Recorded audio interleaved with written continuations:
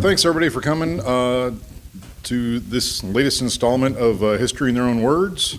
This one's pretty cool. We've got retired Air Force Colonel Col Boswell with us. He's a retired U-2 pilot, as well as did a bunch of different stuff. He's got a heck of a resume. His first assignment was the Air Force Research Laboratory as a space power engineer, working on satellite power systems. He went on from there to go fly E-3 AWACS aircraft at Tinker Air Force Base, Oklahoma. From there, he moved on to the U-2 program, where he became a pilot on the U-2 Dragon Lady. For those of you who aren't familiar, the U-2 flies like 70,000 feet. It's the latest derivative of the U-2 that started off back in the 50s. Yeah, when Kelly Johnson, the Skunk Works, designed it. From there, he moved on to, with the U-2, he went on to be Director of Operations of the 1st Reconnaissance Squadron, which is the oldest flying unit in the United States Air Force, in the military. He went on in 2005, reassigned to the Mesa Research Site, Mesa, Arizona, Air Force Research Laboratory Center for Aircraft Simulator Development. He conducted research on human performance and training, support a variety of combat systems, F-15, F-16, and several unmanned aircraft. His final assignment was with the National Geospatial Intelligence Agency, which until I read this, I'd never heard of that before.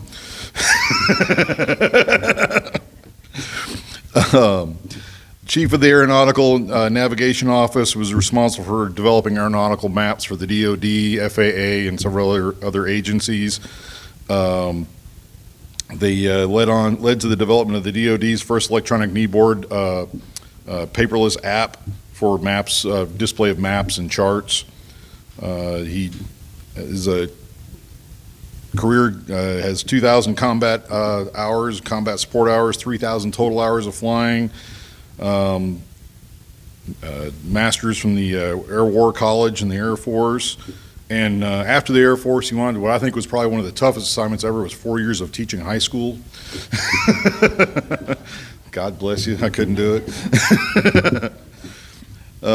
He taught, now he works for Lockheed Martin, doing strategic development for missiles and fire control, advanced programs, and applied research. So I'll turn it over to Colonel Col Boswell. Thank you for coming, sir. Appreciate it. Thanks for coming out, everybody. What I hope to do for you today is I'm going to tell you some more stories. Hopefully that's entertaining, and I'll try to focus on what I think is maybe a combination of interesting and stuff you haven't heard before, ideally. I've got a couple videos to show, maybe if we have time, and what I'm really hoping for is maybe some feedback. If you have any questions, that would be great. I'll toss out to start with that rundown of my bio. It sounds pretty put together when you read it all after the fact, but I'm going to tell you in the moment, none of that was really planned. It all happened one random thing at a time, and including the U-2 program, which is what I'm really here to talk about. So, started at Advanced Air Force Base, got through pilot training there, did AWACS for 5 years, probably really enjoyed that. That's a 707 airframe with a radar dish on the back, if you're not familiar. Except for being deployed pretty much constantly. I would have maybe done that my whole Air Force career if the Air Force had left me alone to just do that, because I really enjoyed it. It's a great airframe, enjoyed all my time there. But when I was assigned there out of pilot training, they were undermanned for pilots, and was the case the whole time I was there. And so you weren't allowed to transition to any other weapon systems or airframes, which was fine with me because my wife and I, my son is also with me here, she and I are both Midwesterners. We like Tinker, and I like flying the airplane, so I was happy there. But I had been there about 4.5 years or so, and it kind of over time gotten a little bit more senior in the piloting crowd, and then they made an announcement in the personnel center, and they said, good news, we are going to fix your manning once and for all, and the next 3 or 4 pilot training classes, we are going to flood you with new pilots. And when you hit 90% manning, the downside of this is going to be your career field is going to be vulnerable to some assignments that we've been shielding from you in the past, and that included some unmanned aircraft, which I didn't really want to have any part of, And I noticed you got some tweets out there. There was a thread of a couple of tweets to Del Rio, which I also didn't want to have anything to do with. So I was kind of stuck. Not allowed to move out of the AWACS, but with some assignments on the way, they said there were going to be 5 non-vols that were going to happen as soon as we hit the 90% manning mark. And so the pilots there's 3 squadrons there, we all got together, huddled up, and kind of counted noses and like, who's going to be in the top 5 or the bottom 5, maybe, depending on how you count it. And I was number 4 on that list. Like, oh man, I'm going to get something I don't want any part of. So what are our options at this point? We got 3 options. The only way that you could get a waiver to being locked down at Tinker was you had to do something that was had a competitive application process associated with it. 3 programs at the time that qualified. One was you could go be a Thunderbird if you were a former F-16 pilot, but I was not, so no chance there. The other one was, at the time, the B-2 was kind of a new-ish program, and if you were a former buff guy, primarily, maybe B-1, but mostly B-52 guys, you could apply for the B-2 program, but I didn't have any bomber background either. And the third one was the U-2. And so I'd had a bud who had gone and done that, and he was kind of like a little bit recruiting me anyway, so I'd heard about it and was kind of familiar with the application process. But now I had some real impetus to get the paperwork part of it started and see if that was going to be an option for me. So I ended up doing what I looking back now, I think was easily the best, most fun job I ever had in the Air Force, mostly to avoid a handful of options I didn't want to have to do. So it really, I got lucky in that regard, and I don't want to undersell the amount of randomness in my background. It definitely applied in this scenario. So what I thought I would tell you about, a little bit about the airplane, because it's very interesting, a little bit about the history of it, some about my application and interview process, because I don't think most people know about that, and maybe then we'll watch a video and get to see a little bit about what happens there. But so we'll start with, as was mentioned, one of the great reasons to be a U-2 pilot is it's got the most history of any unit in the Air Force. The 1st Reconnaissance Squadron, which is the training squadron, is the oldest squadron in the Air Force, and it's got a long and distinguished history that goes back just barely before Gary Powers. For those of you who know that name, is this the U-2 we're talking about? Yes and no. It's the same weapon system. Powers flew a C model. I flew an S model. So count through the alphabet and you can get some idea of how that has evolved over time. The one I flew is about 40% bigger and heavier than the one that Gary Powers flew. But the point of the mission is pretty much identical. We're keeping an eye on people who we suspect are doing things that are bad for everybody, especially us. And to be able to do that, one of the things you'd like to do is be able to fly as high as possible. And you'd like to be able to see as far as possible. Being up higher helps with that.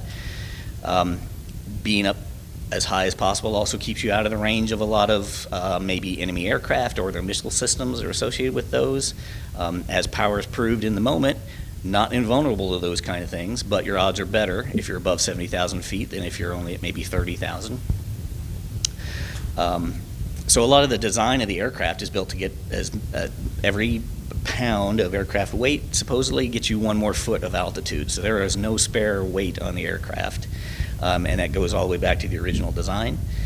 An easy question for me to almost answer that people tend to ask is how high does it actually fly? Real numbers classified. The unclassified answer is above 70,000 feet though, and to give you a sense of what that would be like, if you're flying on a Southwest jet or whatever, they tend to cruise at about 35,000 feet.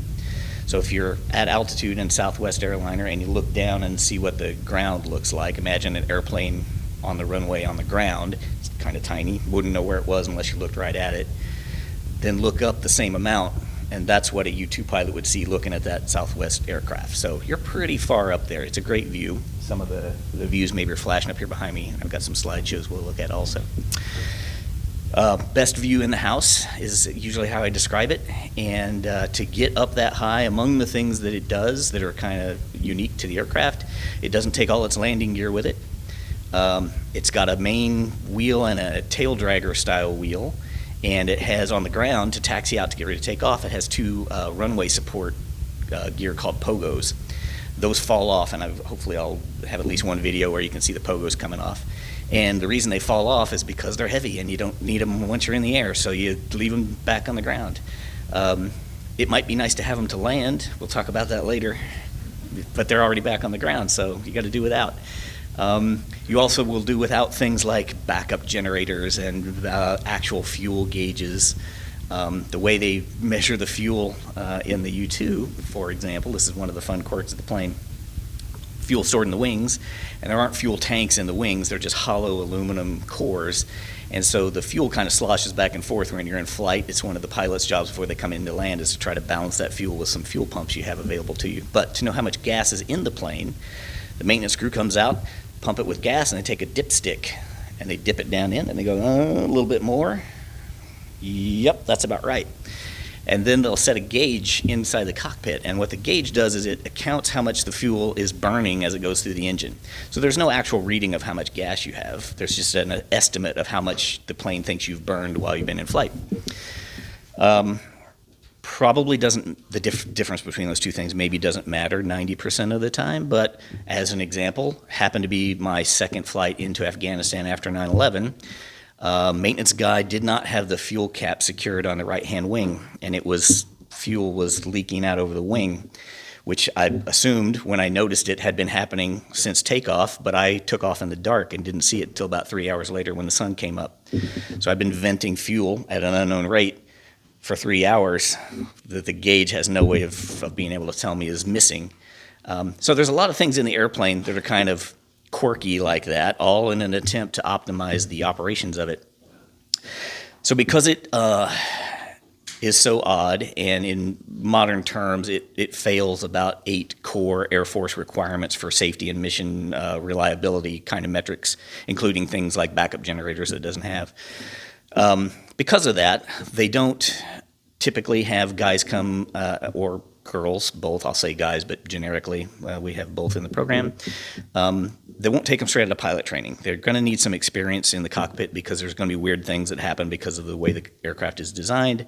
And so they want somebody that has maybe a little bit increased chance of being able to handle the odd situations that you tend to find yourself in. So they like to see about 5 years minimum of aircraft commander experience somewhere else. A number of hours that depends on which kind of airframe you're coming from. If you're a pointy nose fighter kind of guy, the requirements are a little bit less. If you're a heavy driver like I was, then a few more. And if your interest is there and your check ride scores historically are good and you want to apply, then you put together a package that includes your OPRs and your check ride scores and stuff like that, and you send it off to the program. And they'll take a look at it, and the first thing they do is they'll pass your name around what they call the Brotherhood, which is all the pilots that are hanging around. And because they're drawing pilots from other weapon systems, decent odds that somebody at Beale either knows you or knows somebody who knows you. And so step one is, do you make it through that screen? Because that can either go this way or it could go that way. And if you make it through that screen, then they'll do a sort of formal interview process, a little bit like getting a normal job. Well, they'll bring you out and you sit down and you talk to the director of operations for the training squadron, then that squadron commander, and then you talk to the group commander, and then there's what they call a murder board at the end, and it has like the wing commander and all the other high rollers on the base, and they'll sort of pepper you with some questions to get a sense of who you are. And I think what they're really doing is putting you under a little pressure to see how you react to that. If you get through that sequence of events without like accidentally putting your feet up on anybody's desk or some other weird bad thing, they'll give you 3 interview flights. And so the first flight is in a 2-seater. There's about 4 at any given moment 2-seaters. The operational ones are all single seat, but the trainers, there's 4 trainers that have a back seat in them. You fly with a very experienced instructor, and keep in mind you're coming in as a fairly experienced pilot yourself, but never in this aircraft, and they let you see how it goes. And if you show a knack for it, they'll let you fly a second interview flight. If that one goes okay, you get a third one, and after succeeding through the 3 flights, then they'll the guys that flew with you will huddle with themselves and make a decision to bring you out or not.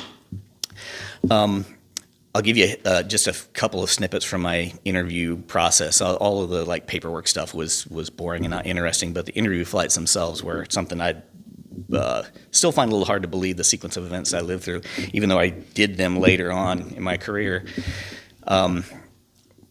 What among the things that are notable to me is You do the life support is burdensome, especially for a guy coming from a heavy aircraft, not injection seat aircraft. So the life support training is pretty rigorous before you even get in the jet. They strap you in, and the IP has done about 5 hours of pre-briefing with you before this hour-long sortie. And one of the things that they do, he does the initial takeoff, and for training sorties, not a full fuel load and no mission systems on board the aircraft, of course. And the takeoff roll on a U-2, when it's lightweight like that's about 500 feet, which is pretty crazy for a jet. When you take off, you push the throttle to full, and the plane goes about 400 feet or so, and then the nose starts to come up. When it lifts off, to keep from overspeeding, which happens like that if you're not careful, you have to pitch the nose up for airspeed, which like any airplane kind of does that. But this one, you got to pitch to about 35, 38 degrees, nose high. Normal Southwest aircraft pitch up would be maybe 9 degrees or so. So when you're on the Southwest Airlines and it goes like that, do that about 4 more times, and that's what it feels like. And even for a fairly experienced pilot, it feels like you're going straight up. You level off at 10,000 feet, and you're going to go do some stall training first. And that 10,000 feet pushover, somewhere in between there, the IP lets you have the jet. And one of the things they're going to do is to see how badly you bust that 10,000 feet number, because it's insane how fast you get there. What I specifically recall is once we got leveled off, I looked out, and we're not even at the end of the runway yet. So we're 10,000 feet high. We took off at midfield, by the way, on a 12,000-foot runway. We took off at midfield, 6,000 feet remaining. So we've gone about 5,000 feet forward and 10,000 feet up. That's what a lightweight U-2 is good at doing, and it's a blast when you're good at it, but it's intimidating as all get out when you're brand new to it. We go and do the stall training, then we come back, and basically the rest of the time is spent seeing if you have any knack at all for landing it, because it's very difficult to land for reasons I'll talk about in a second. But the IP did a demo, and then he got us back on downwind and said, all right, your turn. And I took it, and I did it, and I still don't really have a clear grasp of how this exactly unfolded, but it kind of went okay. And what I recall thinking was, everybody said this was like so hard it was nearly impossible, and it wasn't that big a deal. It just kind of worked, and off we go. So, all right, great, do another one. Well, the second one, I was not nearly as lucky as I was clearly lucky on the first one. And one of the things about the U-2, it's designed to fly as high as possible and still fly well up there. So these big, long, straight wings that it has, one of the things that is an impact of that design feature, to fly well where there's no air means it flies really well where there's lots of air down low. In fact, it flies so well, even at idle, it won't stop flying on its own. So you will just glide down the runway in ground effect all the way off the end of the runway if you don't do something to make it land. In fact, the first flight of the U-2 in 1955, this is the kind of lore you get when you're in the U-2 program. It's one of the fun things about it. Michael Vallier, who's a pretty famous test pilot in the Skunk Works program, was supposed to go out and do a high-speed taxi test. Well, the difference between high-speed taxi and airborne turned out to be closer than he thought, and he got in the air without meaning to. So the first flight was not meant to be a flight at all. And he had the same problem that every other U-2 pilot since then has had, which is he tried to land it and it wouldn't land. And he kept bringing the goal, as you might think would be the goal for any normal airplane, is get down low, cut the power, get the wheel on the ground, and then eventually everything will calm down and settle out and you've landed. But every time the main wheel touched the ground, it would skip back up in the air. So to avoid that, what became the practice technique is to get about 2 feet off the ground and then hold the plane there until it stalled, and then it would drop and stay down. Among the challenges there are it takes a bit, and so if you're a bunch of pilots in the room here, I know, if you're a knot or two fast on final and the flaps are full, probably doesn't matter a whole lot. Well, 1 knot fast in the U-2 is 1,000 feet of drift down the runway, so it's really important to try to be on speed. The height above the ground is super critical too, and the way I usually describe this, I think this makes sense for people, is if you can imagine, not the trainers, but the mission aircraft have very sensitive electronics on it to do the actual job the plane is for. And so picture that as like a TV set, and you're going to take it out to your driveway and drop it from about 2 feet. And then the goal is tomorrow someone else needs to plug it in and it still work. You drop a TV from 2 feet, it probably will work, but if you drop it from 4 feet, or heaven forbid from 6 feet, it ain't going to work. Same with the mission systems on the aircraft. So you can't stall this thing too high or you'll break it. And so to help with that, one of the fun features of the aircraft is they'll have what's called a mobile officer, which is a chase car that on every landing comes out behind the aircraft and radios to the pilot how high above the ground he is. When you're new, this helps because it's hard to get a sense of there's so much going on. It's just a help to have somebody talking to you about whether you're too high or too low. When you're flying up high, you have to wear a space suit, basically, which I'll talk more about in a second.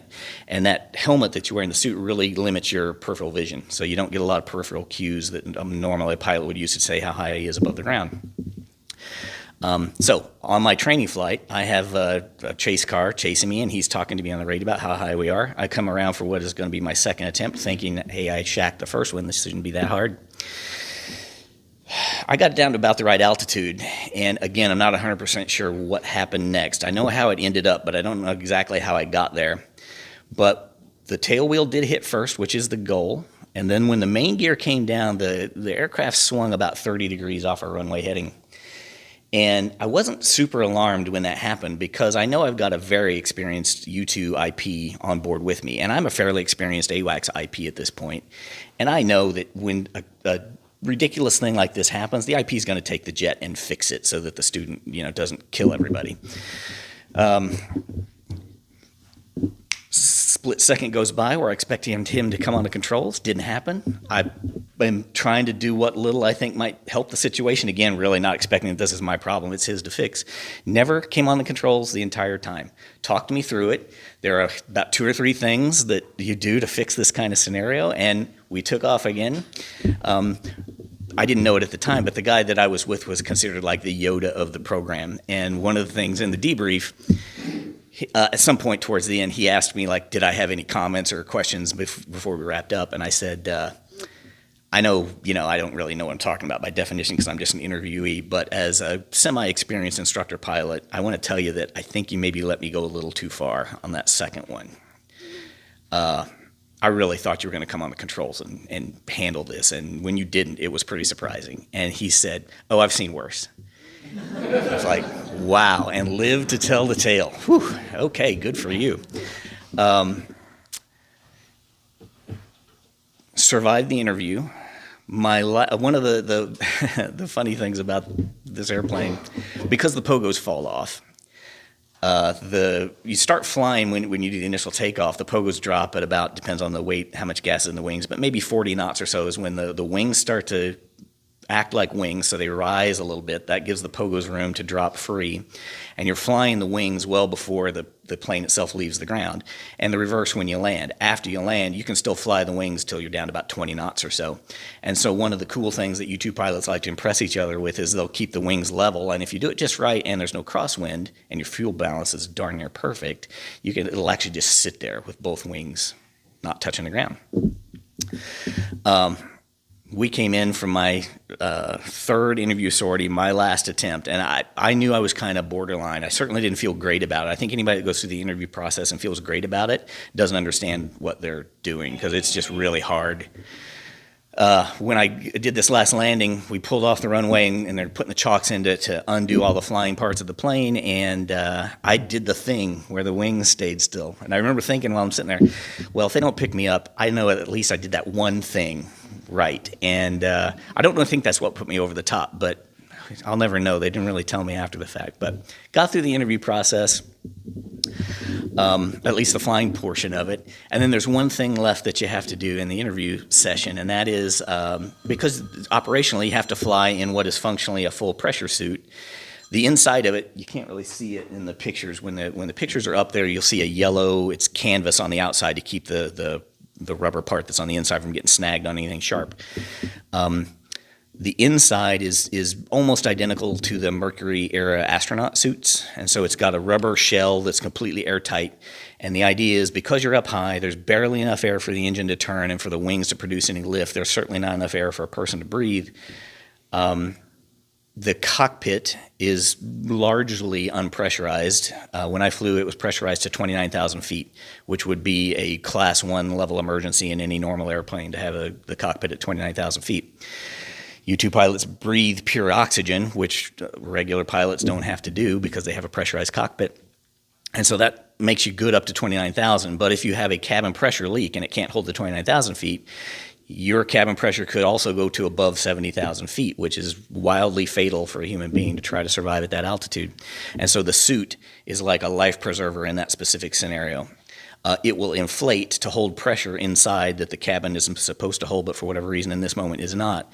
And when it inflates, not like a balloon would inflate, but more like a car tire inflates, gets really rigid and hard.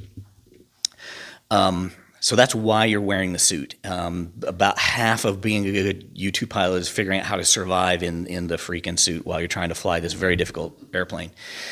How to like normal piloting things, but now you have 3 gloves on. A fish bowl on your head that you can't take off. If your nose itches, good news, it's only 10 hours till you land, and then you can scratch it.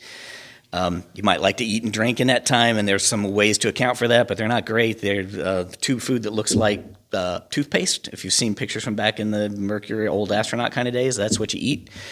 Sports bottles like basketball players might use, but with longer straws with a port that goes in the helmet. So that's how you drink. And so surviving in the suit is a big deal. And it's not unheard of. Once in a blue moon, they'll have a pilot who has no history of claustrophobia, but when they put the suit on, it's a problem. And so the last thing you have to do in the interview cycle is they take you to life support, and they hand you a set of long underwear, and they say, put this on and come back out here, and we're going to put you in the suit. And you sit in a recliner for an hour, and you just sit there. And if you don't try to come out of the face plate, then you're good to go. Here's a thing that they won't put on the web page, but I remember this specific moment. There was like a curtain on a string between where you change and where they're going to put me in the suit. And I'm standing on the safe side of the curtain in just long underwear. And I'm standing going, is there any chance that this is just a joke at this point? Like, I'm going to come out and everybody's going to be, you did it, look. Like, I really don't know. Nobody ever mentioned it one way or the other. There's only one way to find out, so out we go. No, it's not a joke. This is really how the interview process goes. So they suit me up. It takes 2 technicians to put you in the suit. When you're actually hired and you have to fly in the thing, your experienced instructor will tell you, when you're getting suited up, for the first 5 or 6 times, don't try to help. You're only making it worse on the life support techs who are trying to get you in this thing. Once you understand what they're doing, then you can try to help. But until then, just be like a Barbie doll and let them dress you. So they put this all on me, and then the helmet goes on, and then they rotate it, click, it latches down. I've still got the face place up, though, so it's kind of okay. And then they're like, okay, you ready? Yep, we're ready. And then click. And now I'm just sitting here, and I've got a clock that looks a lot like that one on the far wall in a big brown recliner with this thing on. And what I remember thinking is, an hour.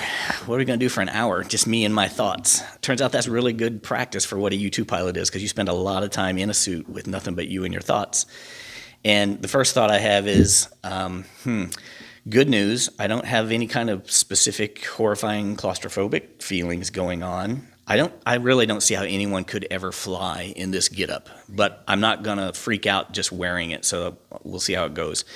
And I sit there like that for about, 15 minutes, and I'm watching the clock, and I'm like, all right, I still don't know how anybody could fly an airplane in this getup, but other people have done it, so if they can do it, maybe I can do it. And 45 minutes of that mentality, and then they're at an hour, they tap on the thing, and thumbs up, yep, still thumbs up. They take me out, and they go, what do you think? I'm like, I don't know how you'd fly an aircraft in this, but I'm ready to give it a shot. And so that was the successful conclusion of my interview process. A couple months later, I showed up for training, and proceeded to have an incredible 6-year experience. You do about 4 months of T-38 training. The U-2, because there are very few of them, the bulk of them are deployed around the world, so it's hard to get your hands on one for training purposes. They give us T-38 companion trainers to let you practice being a pilot in a cheaper, more easily accessible airplane. I had done a T-38 in pilot training, which in my era, all the pilot trainees had done T-38s. Now, when you 2 guys go through, only about half of them fly the T-38 in pilot training. The other ones fly a T-1, which is more like a cargo transport kind of aircraft. So it varies now, but at the time, everybody did a 4-month refresher in a T-38, and then you did a little over a year total to get through mission qual in a U-2. Still the case now. Where the U-2 is based varies depending on where the missions are. But regardless of where the depths are, everybody gets sent to Korea for their first assignment. And the reason is that I'm looking at the crowd. There's a lot of OSAN experience in this room, right? Yeah, that's what I figured. So if you've been there, among the things I could say probably nobody would challenge me on is the weather stinks there like most of the year. It's either way too freaking hot or the winters are brutal. And in between it's foggy and rainy, and it's not an easy place to do aviation, frankly. But the reason they send every new U-2 pilot there is the mission is just to fly up and down the border every day. And the border is about 60 miles from Osan. So it's a short drive, and you're always within a radio range of help if something weird happens and you don't know how to handle it. So they send new guys there first. I had just come back from that, and so now it's funny, U-2 pilots do this thing. I don't know if other communities, I didn't really get this much in AWACS when I flew there, but they move the goalposts constantly on you in terms of how cool you really are. And so you're a little cool when you come out to interview, but not compared to everybody else who's there because they're already, full of pilots, right? And then you get selected. Well, you're super cool when you go back home, but that's not impressing the guys at Beale. You come back and show up, and there are moments when, on a good day, when your sortie goes well, where you feel cool, but you're still a student. In the initial qual training, that you get through that, then the mission qual section, and then finally you get to go to Korea for your first assignment. You come back, and now, maybe for the first time, you got a little bit of legitimacy in your own community about, okay, now you're at least a little bit cool. But you haven't been on a real deployment yet. That's always after Korea. And I came back, I don't remember the exact date. Do you happen to recall what month I came back? I know this. I was back home of 2001 for the history majors. That's right before September of 2001. And the world changed completely on 9/11. And so I had been mission ready for like 15 seconds when that happened. And so my entire U-2 career is really post 9/11, but I was new when that was new. And a lot of things in the U-2 world changed. We stood up a new detachment, closed a different one to try to make the assets available. The way the aircraft was employed changed a lot, mostly got harder. Our traditional Korea sorties are about 6 hours. Once about every 2, maybe 3 months, they do a 9-hour sortie there just to keep the North Koreans on their toes, shake it up a little bit. But only the DO or the squadron commander was allowed to fly that 9-hour sortie because it was considered too demanding for the rank and file pilots to be able to handle. When we started after 9/11 to get to Afghanistan from our home plate, it was a 2.5-hour drive to get there, another 2.5 hours to come back. So it's a 5-hour commute plus whatever station time. And so you've got to be there long enough to make that drive worthwhile. So we started doing 11+ hour sorties was the new standard. It's almost double the length that anybody historically had flown this airplane for. It's a long time to be in a pressure suit. But that's where most of my flying hours and flying background came from. And so the start of it, I'll share this one quick story, and then I'll hit you with some videos so we get a little break here of me just talking. But because I had just come back from Korea, and I had basically, you'd get on a 2 months deployed, 2 months home rotation. I don't know if, depends on the age here. If you're young enough, they do longer rotations like for F-16, F-35 kind of guys now, where they'll be maybe 6 months at a time or so. U-2 pilots, frankly, can't be trusted that far or that long off station because you're not allowed to do any practice emergency patterns while you're deployed. Can't risk the mission equipment. So after 2 months of not doing any real practice, you're considered borderline unsafe, and they got to send you home to let you get shined up again. So 2 months home, 2 months deployed for the next 5 years. That's what I did. But not knowing that was coming, I got assigned, because I was around, to be the action officer for a thing called Global Guardian. And what Global Guardian was U-2 used to belong to SAC, Strategic Air Command. Some faces I bet that were familiar with that in this room.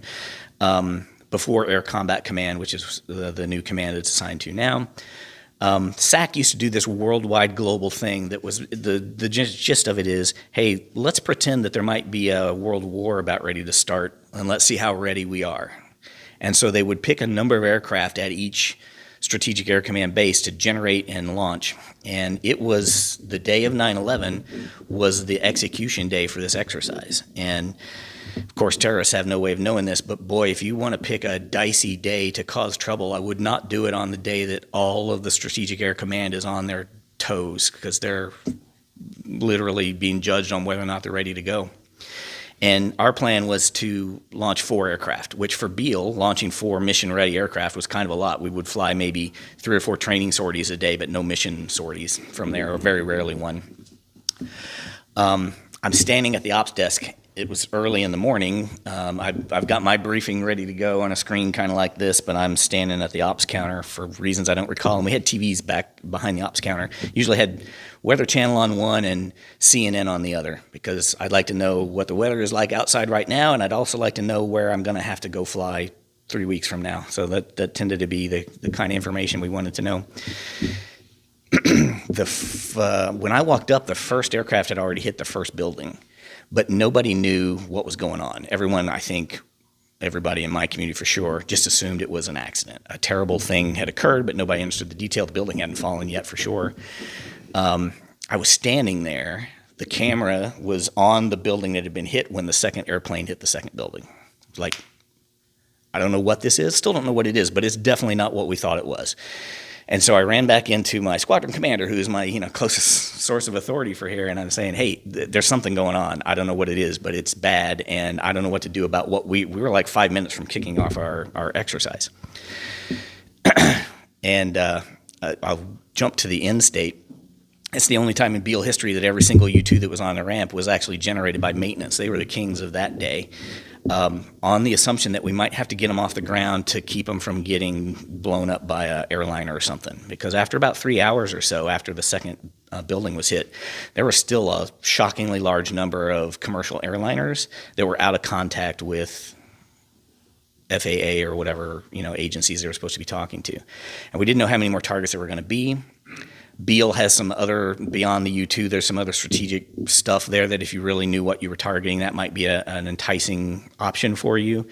And so we spent the rest of the day, and it was just nuts trying to get ready for that. And then that really just blended into almost the entirety of my rest of my U-2 time, was reacting to that first morning. I touched on most of my hours are over Afghanistan, combat hours anyway, and did a handful of Iraqi sorties towards the end as well. Couple of tours through Korea. We counted deployments once. Did we come up with 13? How many? 18. Oh, I was going to guess 13. Wow, 18 seems like a lot. A lot of time in a lot of places, and still an experience I would never trade. It's hard to communicate how amazing an experience it was.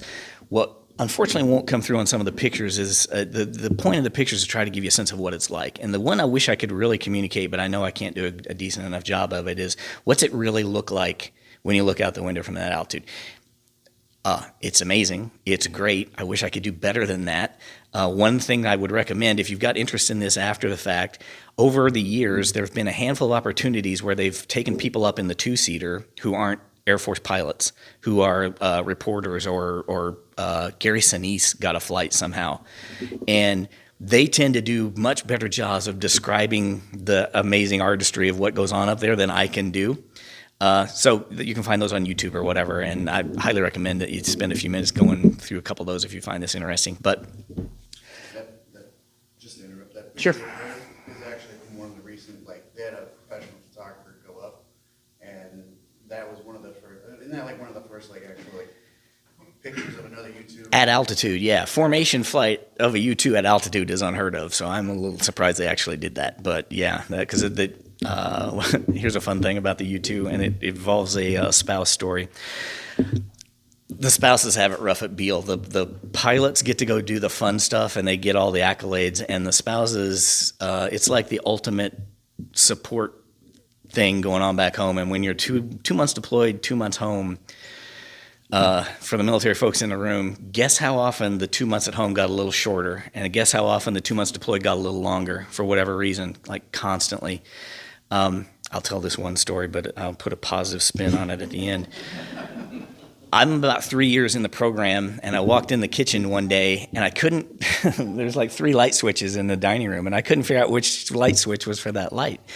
And my wife accurately pointed out, how do you not know where the light switches are in your own house? And I'm like, I haven't unpacked my bag in years. I just refresh it. And I didn't know which light switches went to which lights because I hadn't been there enough to know.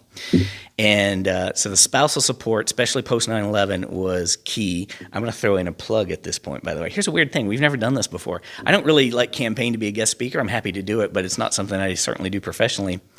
And my wife has tried a new thing. Over the years, as we tell these kind of stories, people would sometimes say, you should write a book. I'm not an author. And previously to this moment, my wife wasn't either, but she wrote a book.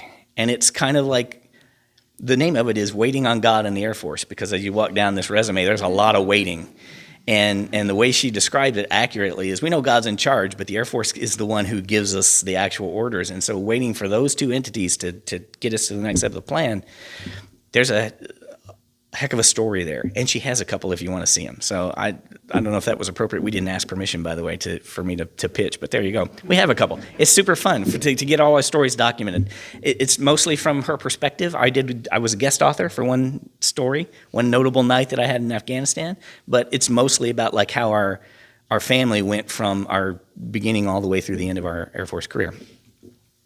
On the side. One of the fun things about mobile, and this is a rare opportunity, you can just pause it. One of the fun things you get to do at Beale, in addition to driving the car, you're, with permission, you can take a second chase car out, and you have to take family members out to see what it's like out on the runway. The plane, I mentioned it's got about a 90-knot landing speed ideally, and the car, so it's slowing down from about 120 down to 90 as it touches down, and the car is starting at 0 and needs to catch up to the plane. So a perfect run-in from a mobile, you'll hit about 90 miles an hour to get right behind the plane. That, as soon as you're out there a little before they are, and then they're slowing down while you're speeding up. If it's not a perfect run-in, or if you're just wanting to have a little more fun, you can pause for a moment, and then you can go 120 or whatever you like. And so the cars that we have to accommodate that, when I was there, we had Camaros. It's one of the fun little quirks of my background. I didn't bring my yoga bag. It's the little bag that usually pilots carry around, has a large stuff in it. My Air Force driver's license has Camaro as the type listing. Rare. Originally, if you go way back, they used El Caminos because the chase car also picked up the Pogos. And now we have a pickup truck that actually picks up the Pogos, and the car just does the chase part. They used Mustangs for a while. Right before my arrival, they were doing Mustangs worldwide, but overseas, getting high-performance cars is tricky. And by the way, no stick shifts with the automatic transmission. These things, so there's enough going on already, chasing an airplane and talking on the radio. No free hands for shifting. If you recall, there was a moment there where the Mustang 5.0 was the bomb, and everybody wanted one of those, and there was a cop version of it. And we went to the Chevy dealer there in Sacramento and said, hey, we're due for new cars, and don't buy a used chase car, by the way. They have a hard life. They'll idle for 30 minutes, and then 120, and then back to idle for 30 minutes, another 120. You don't want any part of that on your own dime. So they went to the Chevy guy and they said, hey, we're about to put in a big order for new cars, but we want the cop version, a little more high performance. And he said, oh, can't get those for you. And we're like, are you sure? It's a pretty big order. Maybe call headquarters and see if there's anything we can do. And they're not doing it. So they went across the street to the Chevy dealer and got Camaros there. Then they went through GTOs for a while, which are not nearly as cool. Maybe I've got Camaro bias, but something with a little punch, though, is required. A fun side story. This is all while you're at Beale. Those are where the chase cars are all purchased. But then at the deployed sites, they have to be shipped to those locations. When you're moving aircraft from one part of the world to the other, you're probably landing somewhere in between that's not an established U-2 place. And we were doing this is one of my post 9/11 stories. We need to move a bunch of aircraft in a bunch of different places, and everything's got to happen right now. So even though as junior as I was considered barely competent to go with the team that was going to the East Coast to launch jets. We would catch the ones from California on the East Coast, launch them over to Europe, and they would land there, and then one final hop over to final destination. And I got sent on the advanced team. They figured I could sort of like do paperwork and make sure the tower was up to snuff and stuff like that. I was clearly not trustworthy to actually fly aircraft in this environment. But one of the jobs I got with an even newer guy than me, we got sent to the rental car counter to get cars. And like, hey, we need 2 cars. We like, something with some pep. What do you have in your sports car models? But we need them today. And the person who's running the counter looks down the list, and while she's looking at that, my dumb buddy is standing. He goes, "Yeah, we're going to take them out on a runway behind an airplane." And the counter goes, "You what?" "No, not with our cars, you're not." And so, but then the next counter, I'm like, "Shut up, Bubba." So we got the cars, we go out. We landed at a British base for the next hop, and through some maintenance shenanigans, I ended up on the catching team as well. All right, I'll tell you the story. One of the things with the suit, it is bad news if you have any kind of intestinal kind of situation in the suit. So if you have even the glimmers of any kind of tummy ache, you aren't flying that day, not in the suit. And the hero of the day that was selected to take the first jet across came up with a tummy ache. And I was like the 3rd guy in line, but the 2nd guy in line is the on-scene commander. So he can't really go, and now this guy can't go. And they both looked at me like, "Oh God, do we have to send a new guy? He can't do this." I'm like, I can do it.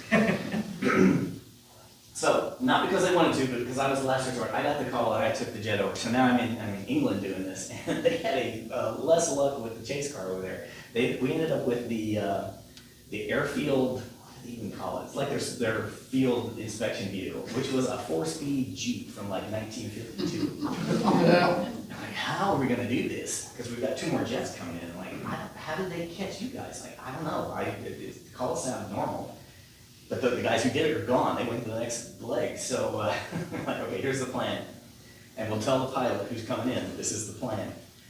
We went out and we tested it. And this thing maxes out at 50 miles an hour. And that's if you can get through all 4 gears as quickly as possible. And so we're like, okay, this is Bubba again. It's a real call sign. It's a good one for him. Bubba's going to drive. I'm on the radio. That's the plan. Okay, so we practiced it a couple times, and I bet we can't get more than about 50, 55 miles an hour. So we tell the guy who's coming in, hey, we're going to be out on the runway well ahead of you. Normally, when you come into U2, the car, if you're really looking, which nobody would be, you would see it kind of beam you, and then it would kind of slide in behind you.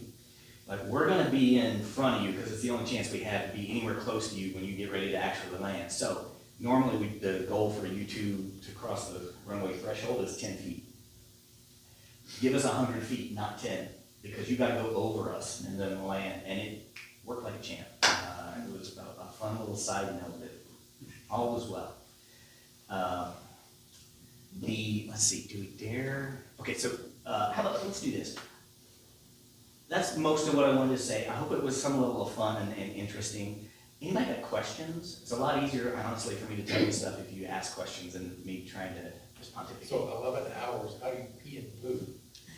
Okay, that is the #1 most asked question. There is plumbing in the suit and in the aircraft for #1.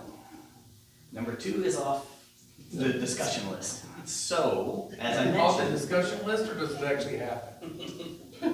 because you go to Korea first, everybody goes to Korea first. If you're going to have like institutional level challenges with the suit, odds are decent it's going to happen there. If you're sensitive to borderline language, brace yourself. You might want to. There's a plaque on the wall at Ops in Korea, and it's called the Strato Shitters Club. You have to, it's one of the things, it sounds dumb, but you practice this at BLM training. What can you eat the night before that won't cause trouble the next day? No sauerkraut, certainly no like sausage or stuff like that. What I found worked for me, and by the way, then they send you to Korea. It's like the land of weird food, right? So super careful over there. The one that I found was unexpected, let's put it that way. Anywhere near the Middle East, their milk does not work for me. So breakfast, no milk ever, because you get gassy. Gas is annoying enough, but you don't want it to go beyond annoying in that regime. So yeah, so congratulations, you hit the #1 question right. That's how it works, yes. At 96,000 feet, can you see if the Earth's curved? Yeah, that's a good one, I should have talked So you did about go that. 96,000. One. That's the wrong answer. But one of the things that is cool, and it weirdly, it plays into my high school teaching days. At the altitude U-2 flies at, you can start to see the curvature of the Earth, and it depends a little bit on the weather. If we got to see in the slideshow, or if you saw me when we came in, on a clear day is when it's the best, because you get something, you can see this on NASA pictures a lot, where you can see like banding of the atmosphere on the edge of the planet. That's really what it looks like. And so what I like about it is, it's one of the few things I think the pictures does a good job of describing, is it gives you a sense of how thin the atmosphere is.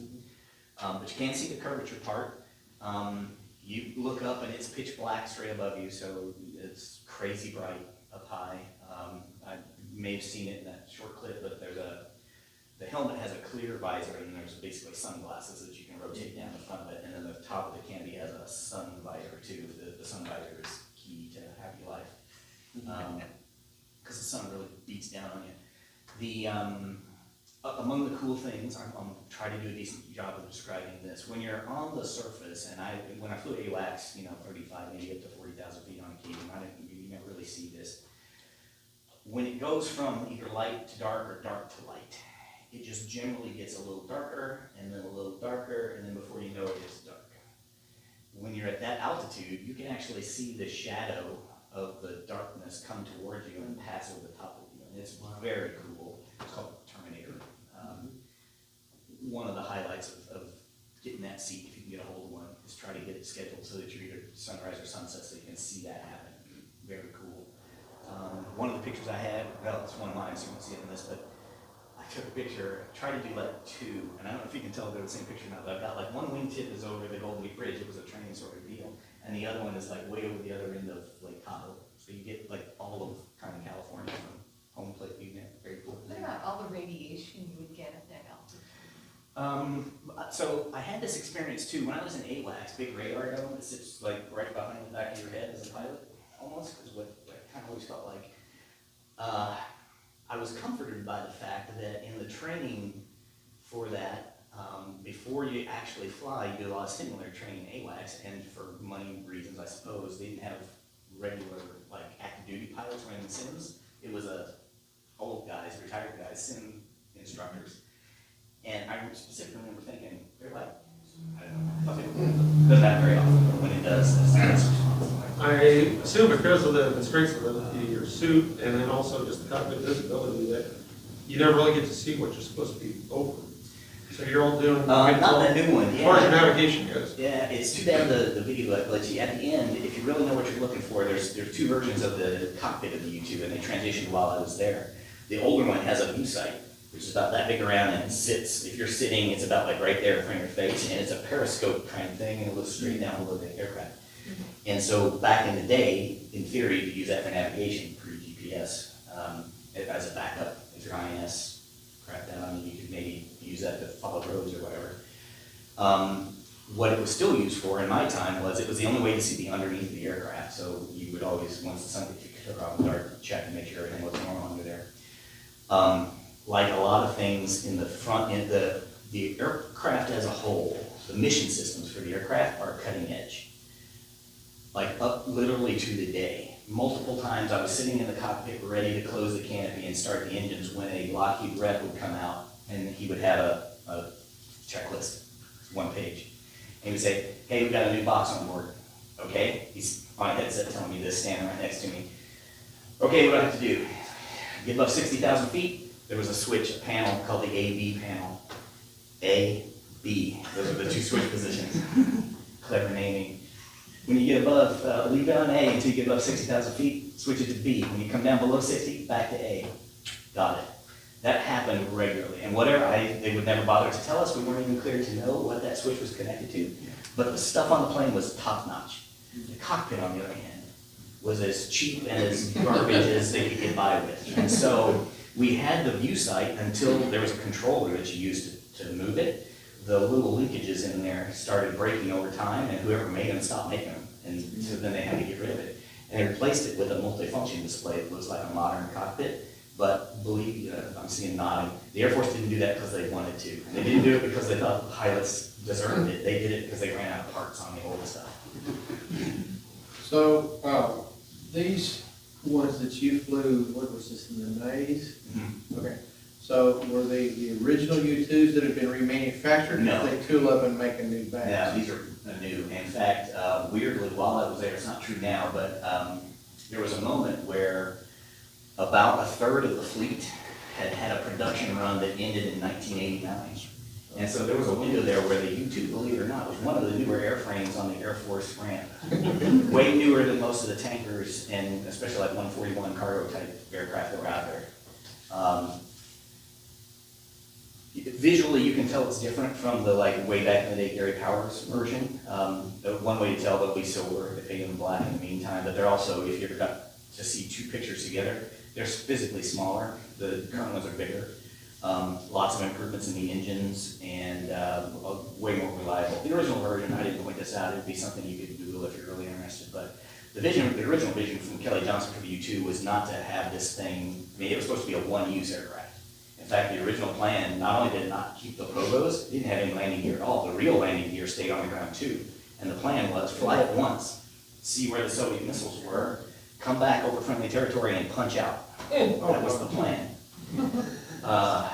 So the fact that it's still in first flight, as I mentioned, 1955, when I interviewed the DO at the time, I said something in the neighborhood of, the U-2 program is always under threat, it's going to get canceled every 5 minutes. Since 1956, I think that's been the plan.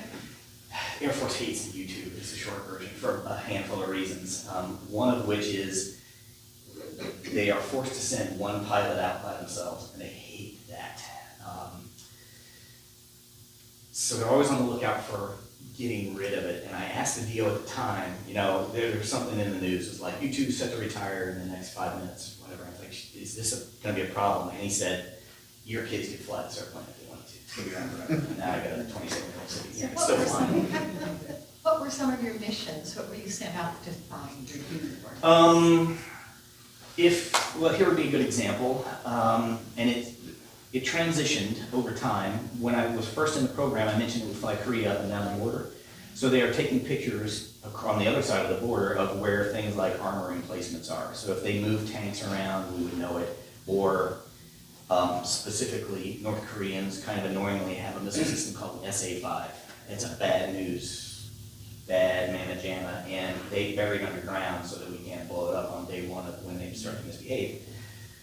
One of the things they would do if they were having an international moment where they wanted to communicate that they're upset, they would open the doors for this SA-5. They wouldn't elevate it, but they would at least open the doors. And that was meant to communicate to the president kind of level that, hey, we're upset about whatever it is they're upset about. Well, for us to know that they were upset, we got to keep track of what's going on. And so a lot of it is picture-based status of enemy forces. What historically you probably don't get, originally it was all meant to be photography, and the Air Force still does fly wet film cameras, like old-fashioned, has to be developed and comes out on film kind of stuff. But the new stuff is radar and or electro-optical, like a digital camera, so it doesn't have film in it. But always seems to be, it's not as obvious in a lot of cases, even to military leadership it's not as obvious, but what always tends to end up being more important, and it's the real reason we still have U-2s and we don't have SR-71s, by the way. If you're a Skunk Works fan and you're curious why that aircraft doesn't exist and this one still does, it's because frequently in the modern era, especially in the post 9/11 era, what you really want to do is you want to listen to a bad guy order a pizza. But you need to hang on the phone with that bad guy until he gives the pizza guy his delivery address, because you need the address. And an SR-71 is 3 countries away by the time you get that part of the conversation. Whereas the U-2 is slow at altitude and hangs out all day, just listening. And so an operational version will have the whole bottom flying with antennas. as much listening as looking. All of that information is beamed off the airplane, mostly through satellite links, unless you're someplace close, like in Korea, they don't need the satellite. But generally speaking, most of my Afghanistan stories, the mission equipment was being run by a guy in California. And so I would talk to him also through the same data link, and occasionally we would have fun little moments like he would mention how amazing the sunrise just was as he was walking in the building. Like, oh, look at that, I'm seeing the sunset at basically the same time. So that's the business of the U2, and still is. I would imagine that there's a debt that's been in Cyprus forever, since the 1973 Israeli-Egypt war. The reason that debt exists officially is once every 45 days, they're supposed to fly a sortie to take a picture of the border between Egypt and Israel, make sure both sides behave.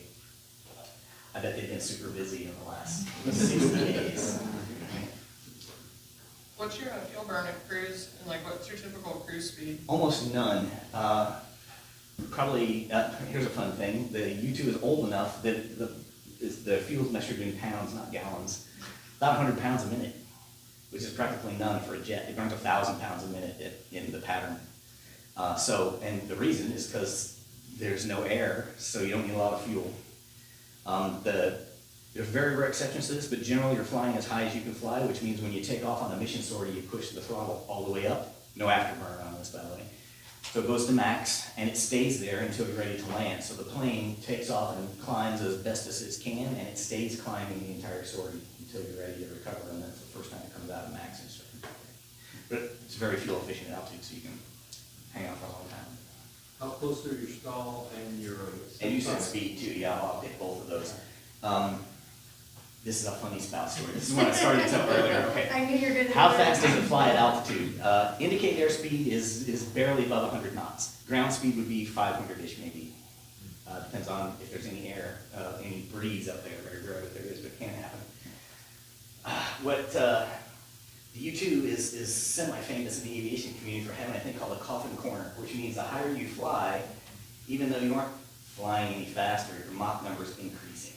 Because the air is getting thinner and the temperature is getting colder. And those two things make your Mach number, even if nothing else changes, go up. And the plane, because of the way it's designed, has a maximum Mach. You exceed that Mach number, and historically, the failure mechanism is that the tail will fall off, and then everything bad after that. So you've got a max speed that is the Mach speed, but as you get higher and higher and the air gets thinner and thinner, there's less and less of it over the wings and through the pitot tube, and so your indicated airspeed is going lower and lower while your Mach is going higher and higher. And so you got these two needles on the gauge that are like this, and you can't go more than this one or less than that one, and your indicated is right in the middle there. We were at a friend's house, and it's one of the, I have some clips of it over here, we don't have time to show it, but Wings did a special on YouTube. One of the things they showed was they had a picture of the airspeed indicator at altitude, and it shows a thing, and this is called the coffin corner, and it's where if you fly too fast, you'll overspeed and die, and if you fly too slow, you'll stall and die. And it's like 6 of us pilots in a room with our spouses all watching this, and Karen. Yeah, we were new in the program at the time. Only a couple of us had even deployed, I think, for the first time. Karen looks over to her husband, Joe, and says, "Is that true?" And I'm like, "Well, kind of." And she goes, "Well, that's just stupid." It is, if we can think about it. It's challenging at a minimum, and it feels kind of stupid in the moment sometimes. The autopilot does the bulk of the flying. You keep the throttle all the way up, and the autopilot has a airspeed lock on it, so you keep it at an airspeed. As long as you don't get too high and too close to that corner, you're okay. As long as there's no turbulence. One of the random and terrifying things about flying U2, it's worse at night just because you can't see the ground, I guess, but there is turbulence at altitude, rarely. And the turbulence that you had is like lower altitude, it's usually thermals, like air moving up and down.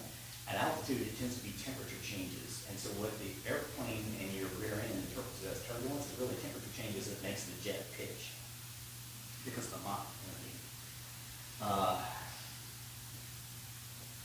You can do about 2 of those probably in a normal at altitude situation, and it's no big deal. But if you get a third one of those excursions might be too much for the autopilot to handle, and if it happens to be a nose down, when you got to be pretty aggressive to get the nose back up or go over speed very quickly, and vice versa. If it's up too high, recommend the autopilot goes up, you would stall. The only time I really had a significant problem with that, this is like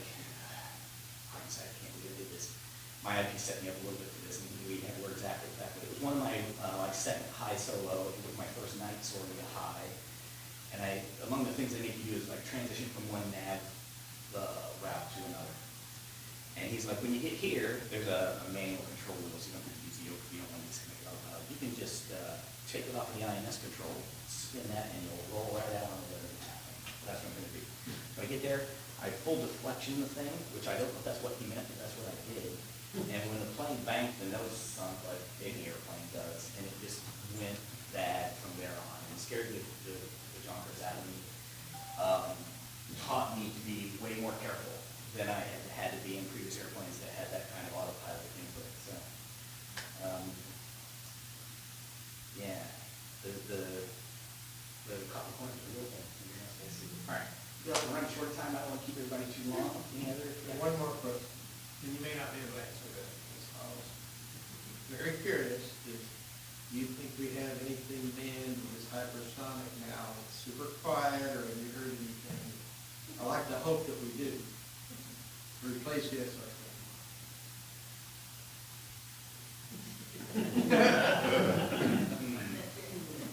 None of your business. All these answers run through my head. None of your business.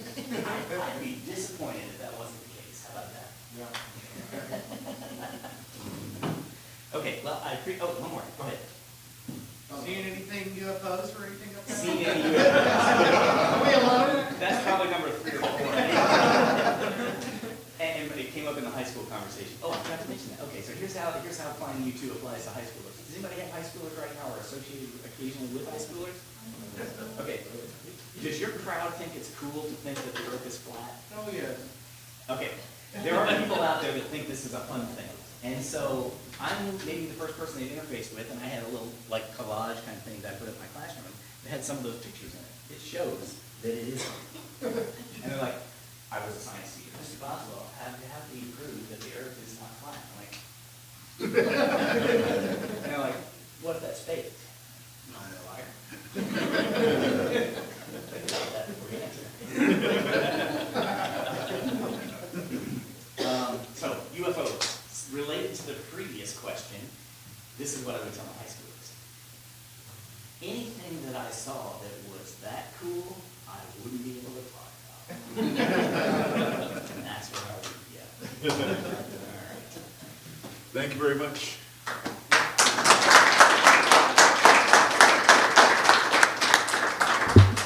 Very good.